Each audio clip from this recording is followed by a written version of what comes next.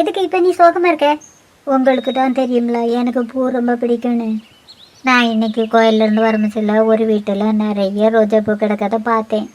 அந்த வீட்டில் உள்ள வீட்டை கேட்டு ஒரு பூ வாங்க வேண்டியதானே? நான் கேட்டேன். அவங்க பூவை அழகுக்காக தான் வளர்க்கேன்னு சொல்லிட்டாவ.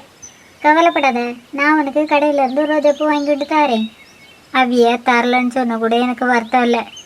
இந்த பூவெல்லாம் அழகுக்காக வளர்க்கோக்கான்னு சொல்லிட்டாவ. அதுதான் எனக்கு ரொம்ப கஷ்டமாக இருக்குது. அக்கான்னு சொன்னதுக்கு நீ எதுக்கு வருத்தப்படணும்? அக்கான்னு என்னை பார்த்து கூப்பிட்டது 70 வயசு தாத்தா. உங்கள் பிள்ளை வயசு இருக்கா என்னை போய் அக்கான்னு கூப்பிட்டேன்னா அந்த தாத்தாட்ட திட்டிட்டு வர வேண்டியது தானே? உங்களை மாதிரி நானும் திட்டணும்னு தான் நினச்சேன். அங்கே அவிய தோட்டத்தில் நிறைய நெல்லிக்காய் கிடக்கதை பார்த்தேன். அந்த தாத்தா எவ்வளோ நெல்லிக்காய் வேணாலும் பறிச்சிட்டு போங்கக்கான்னு சொன்னாவ. அப்புறம் என்னாச்சு? நெல்லிக்காய் முக்கியமாக அந்த தாத்தாவை திட்டுக்கிறது முக்கியமானு நான் யோசித்து பார்த்தேன். நெல்லிக்காய் தான் முக்கியம். அந்த தாத்தாவை திட்டுக்கிறது முக்கியம் இல்லைன்னு நெல்லிக்காயை வாங்கிட்டு அங்கேருந்து வந்துட்டேன்.